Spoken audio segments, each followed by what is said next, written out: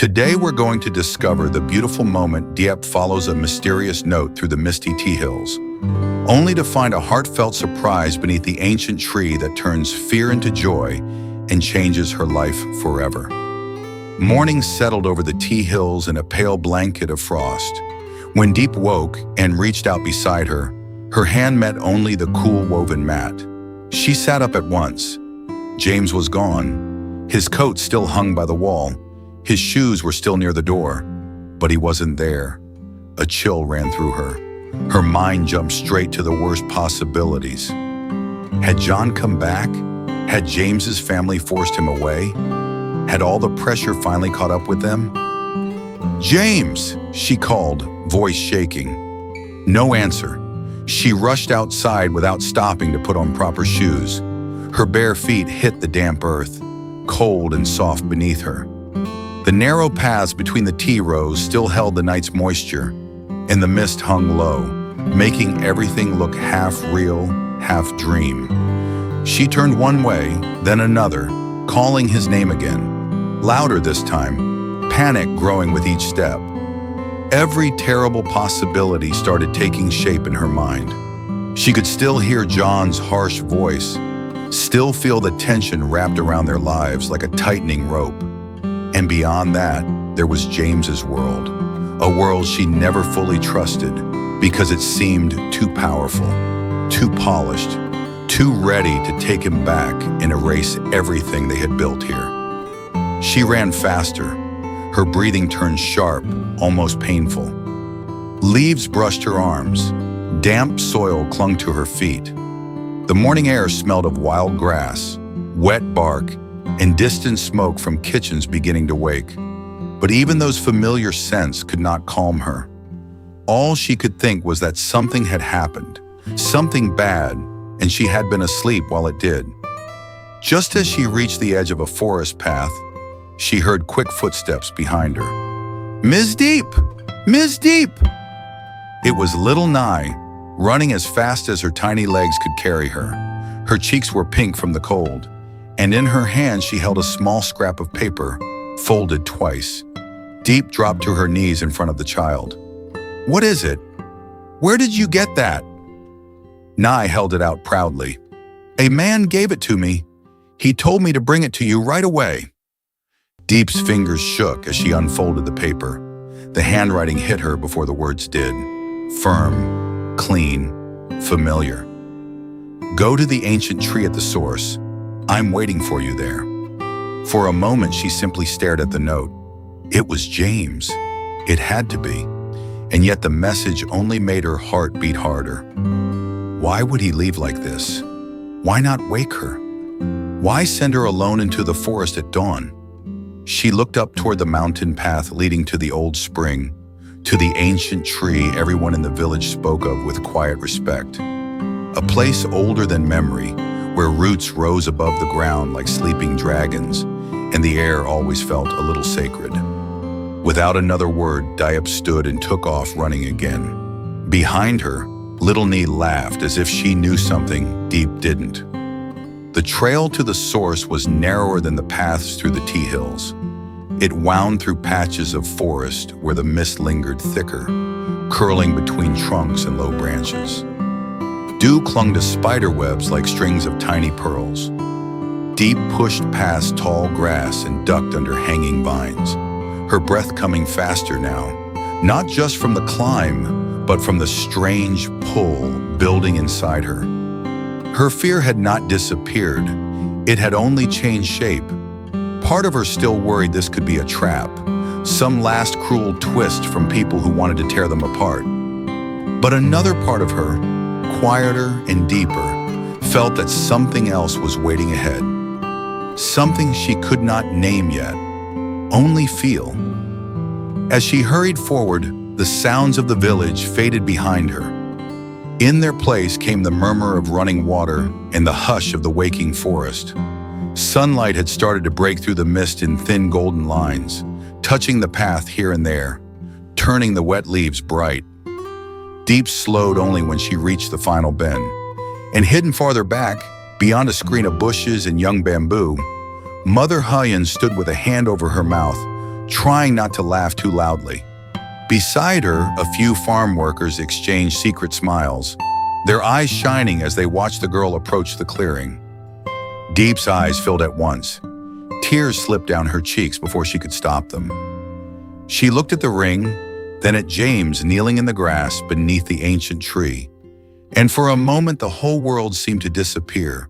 The fear, the gossip, the pressure, the long road that had brought them here. All that remained was this man in front of her, holding out not just a ring, but a promise. James took a slow breath and continued, his voice warm and steady in the still mountain air. I used to believe I had to chase bigger things every day. Bigger deals, bigger victories, bigger approval from people who never truly saw me. But with you, I learned something I never understood before. Peace, warmth, the feeling of being welcomed exactly as I am. You gave me that, Diep. Her lips trembled. She tried to speak, but no words came. James gave her hands a gentle squeeze. I don't want a life that looks perfect from the outside if you're not in it. I don't want a home built on status, pressure, or fear. I want mornings with you. I want simple meals with you. I want every storm, every harvest, every hard day and quiet evening with you. Diep let out a shaky breath, tears falling faster now. I can't promise there will never be trouble, James said softly, but I can promise this. You will never have to face it alone again. Diep, will you marry me? The question hung in the air like a prayer. Diep covered her mouth, crying and laughing at the same time. Her heart felt too full for her small body to hold. She saw no pride in his eyes, no hesitation, no distance, only love, pure and certain. She nodded once, then again, more firmly. Yes, she whispered. James's face lit up with a joy so open and boyish that it made Diep cry even harder. He slipped the ring onto her finger with careful hands, almost reverent, as if he understood the weight of the moment. The ring fit perfectly. Then he stood and pulled her into his arms. Diep held on to him tightly, bearing her face against his chest, and for the first time in what felt like forever, she stopped bracing for pain. She stopped waiting for someone to come and tear happiness away from her. From behind the trees came sudden applause, laughter and cheerful voices. Diep startled and looked up. Mother Huyen emerged first, smiling so wide that her eyes shone.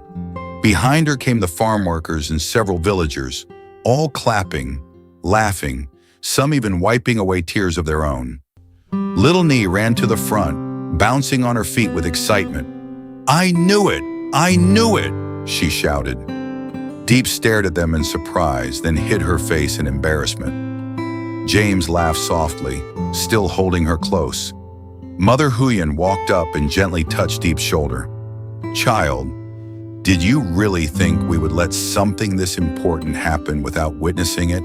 The workers laughed. One of them raised both hands and shouted, Our city groom has done well. Another called out, and our mountain bride said yes.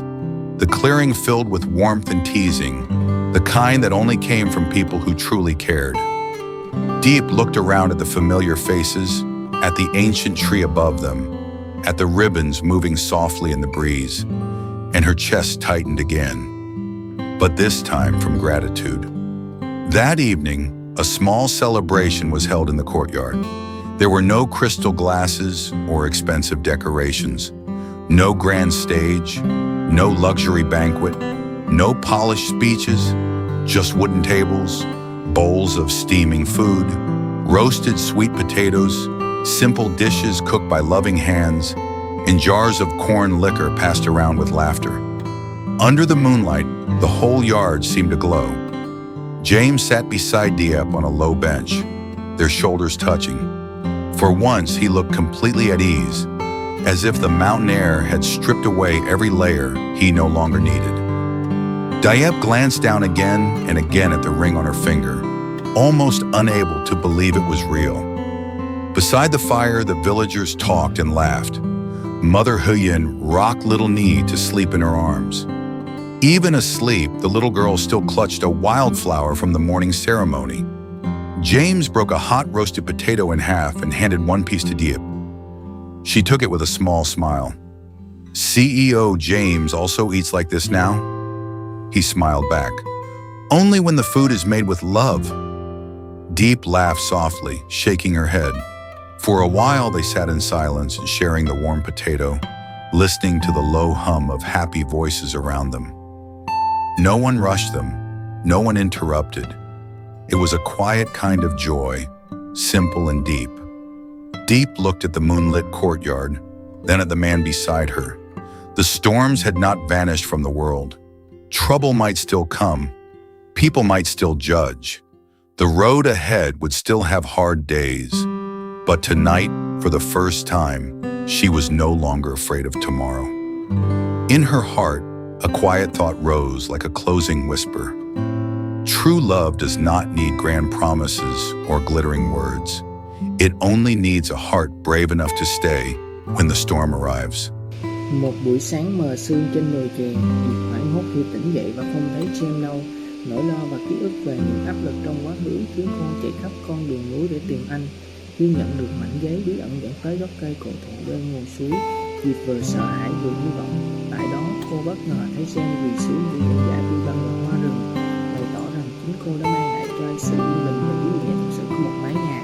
James cầu hôn và người hứa cùng cô vượt qua mọi khó khăn. Diệp xúc động nhận lời trong nước mắt, dân làng